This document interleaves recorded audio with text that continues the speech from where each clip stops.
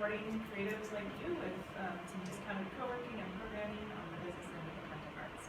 I'm Jody Vincent. I'm the program manager here at the club. We're excited to have our two guest speakers, Maureen Taylor and Anne Holland, to share advice on how to launch and sustain a successful crowdfunding campaign.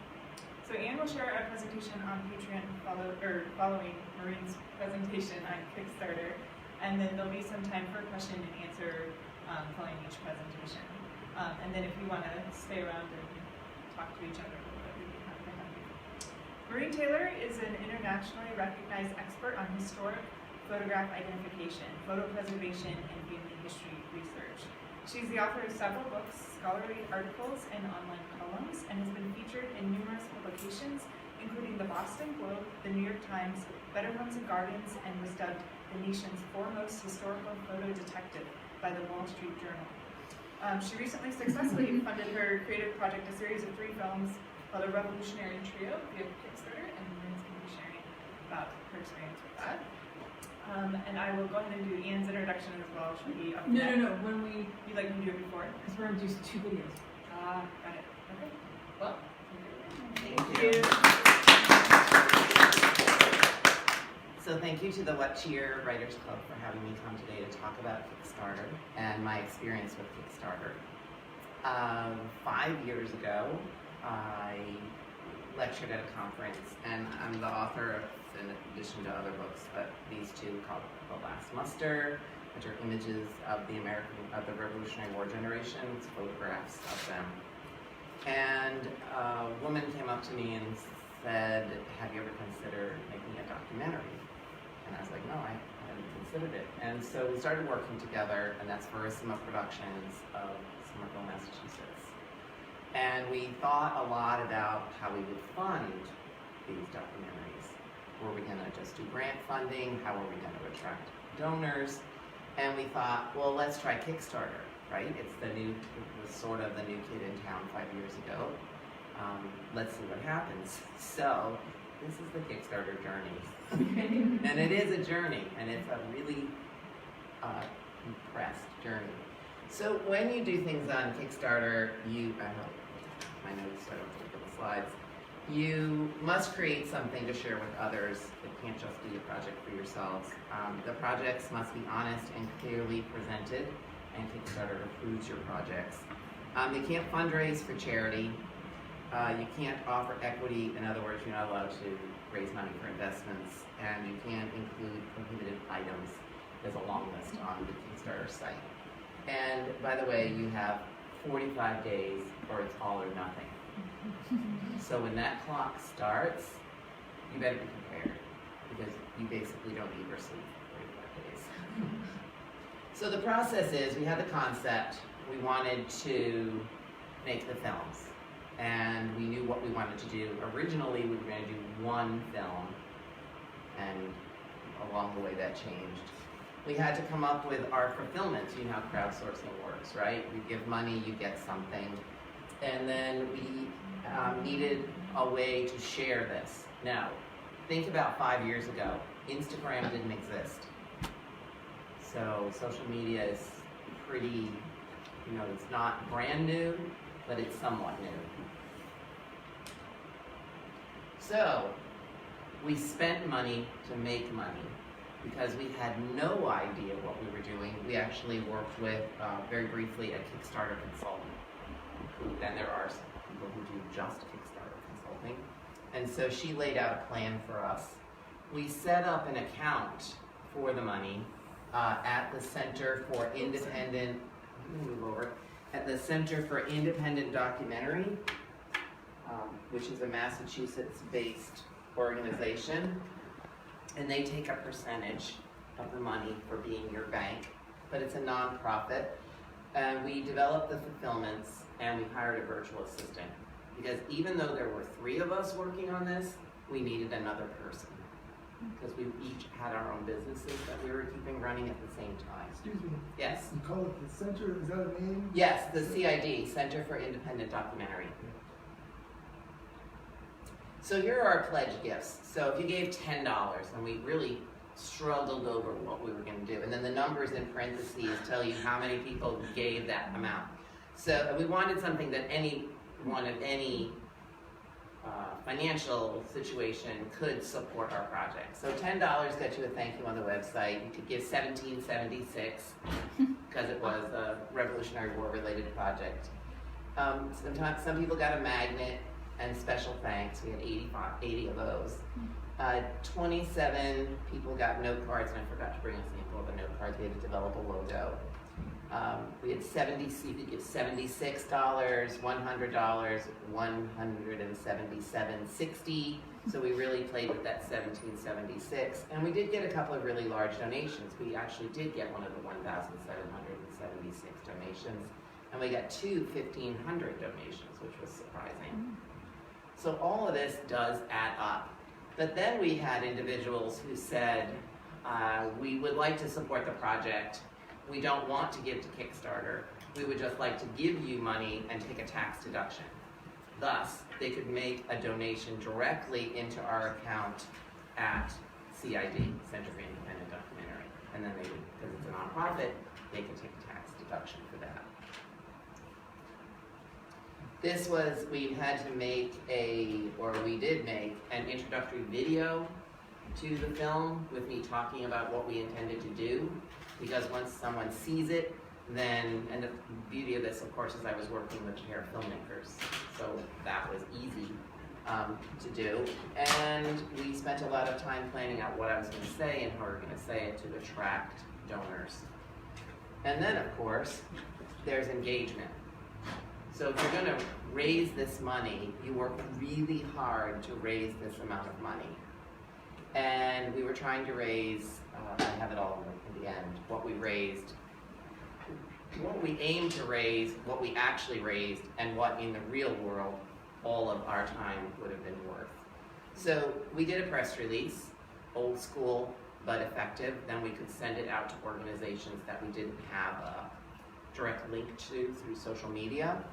We sent out postcards to every revolutionary group that we could think of, Revolutionary War related group.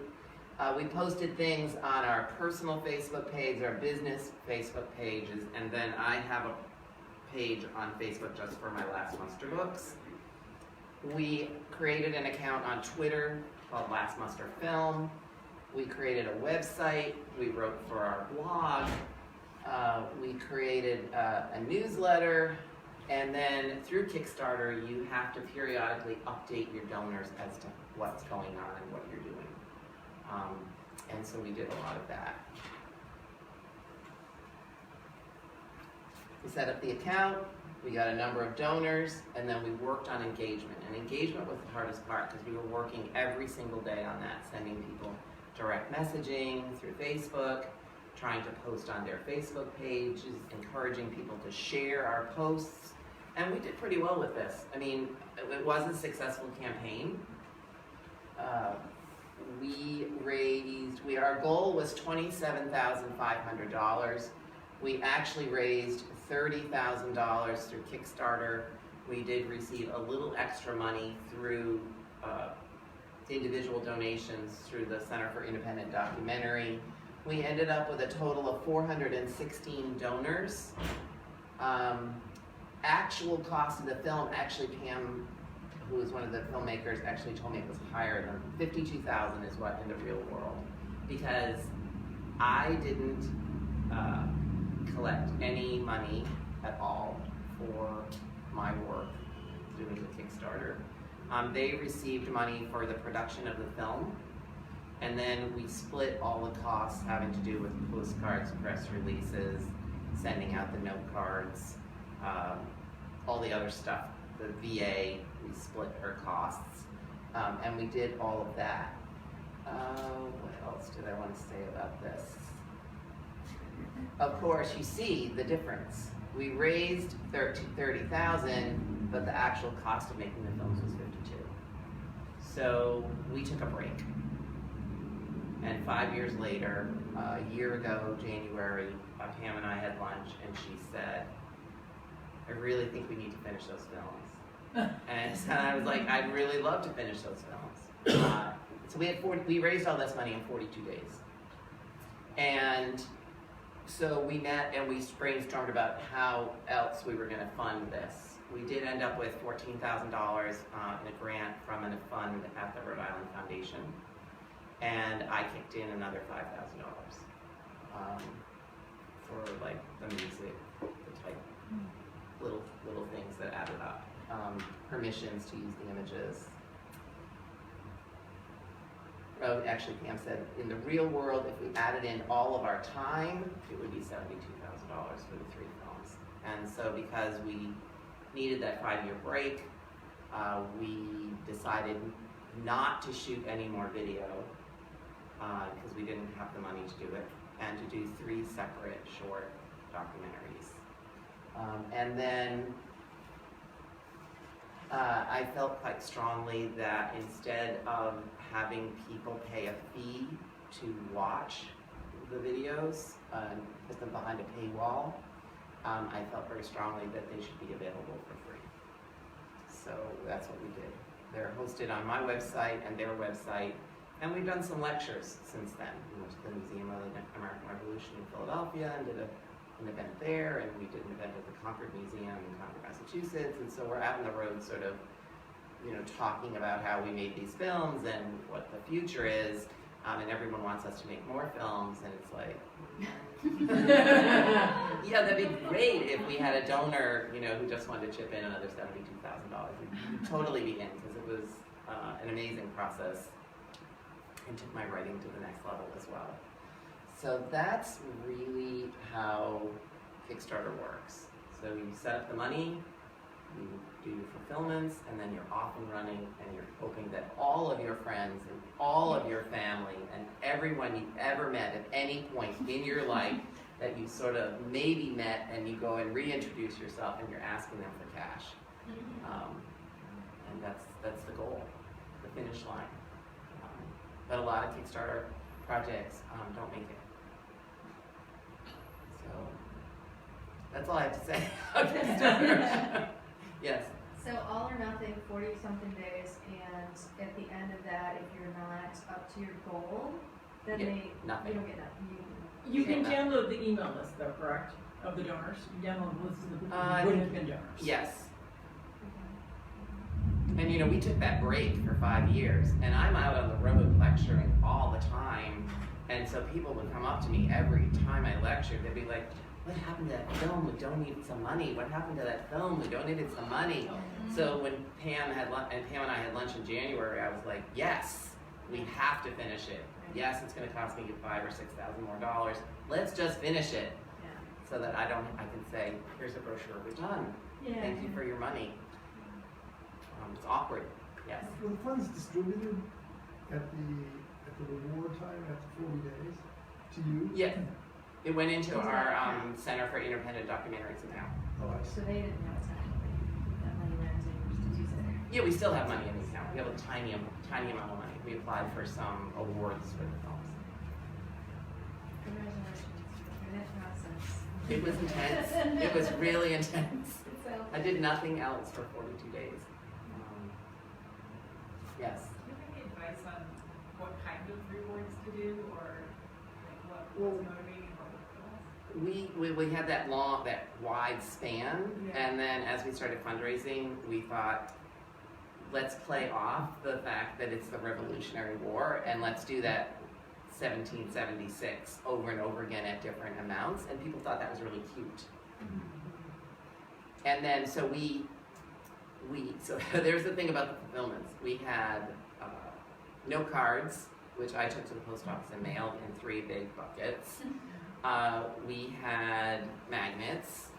At this point, 5 years ago, DVDs were still popular, so we offered some of our donors a DVD and a wall of honor, which was just for the major donors, and then we were going to do something else, but the website is now down and done.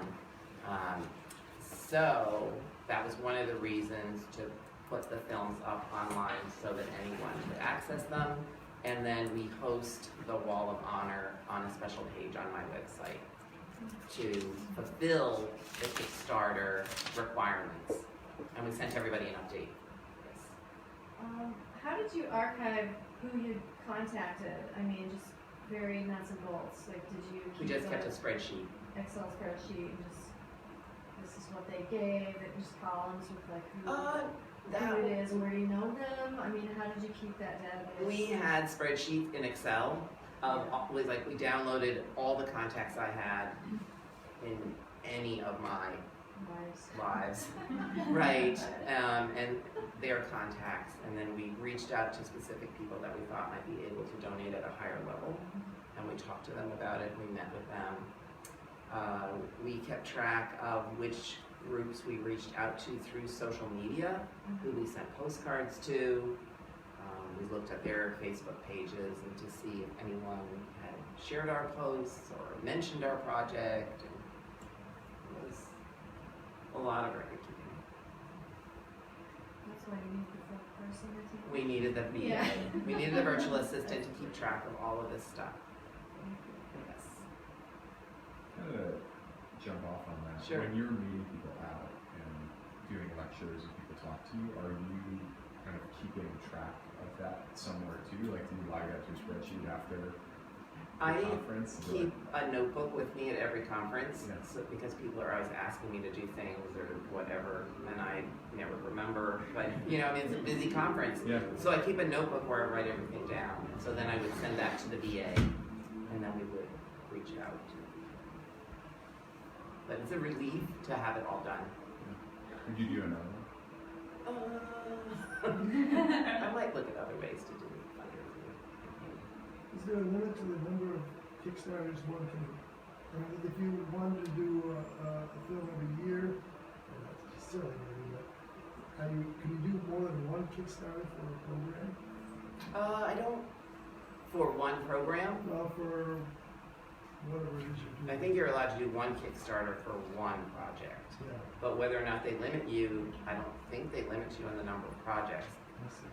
But I think if you have a successful project, then Kickstarter is more likely to ask you to, Right. or want you to do it again. But I don't really know the answer to that, as I look at another project. When I was getting ready for this, I emailed Pam and I was like, oh my God, it was 5 years ago. Can we just like review what we did? And she said, oh my God, are you thinking of doing another Kickstarter? Like, what do you think? I don't think so. Do you have a sense, like, is there a community out there that's like, I don't know, donors who are looking at Kickstarter for Yes. were there people who gave to you who you didn't have a touch point with before? Can you count when you start a Kickstarter campaign, can you rely on there being some strangers out there who will find your project on Kickstarter and give? I mean, there are people out there who particularly like to give to Kickstarter, or Pam told me to mention some other groups that she knows about. Indiegogo, and, you know, GoFundMe, but they're not tax deductible. And no, actually, everyone that gave us money was someone we knew. So that keep that in mind. The broader audience you have, the more likely you are to make your goal. The more talking you do, the more likely you are to make your goal. Any other questions? What happens to the money That's left over? no, let's say I gave $1,000 to your project, but then you didn't make your goal. You don't get it. You know, the project does not collect the money. Well, where does that money go? It just never gets charged to you. Yeah, it's Oh, I it's see. a Yeah. pledge. I see. Right, it's just a pledge. Okay, gotcha. You're only charged for it at the point at which the project is successful with the fundraising. That makes sense, yeah. So it's sort of no risk. Yeah. So make good fulfillments. People like them.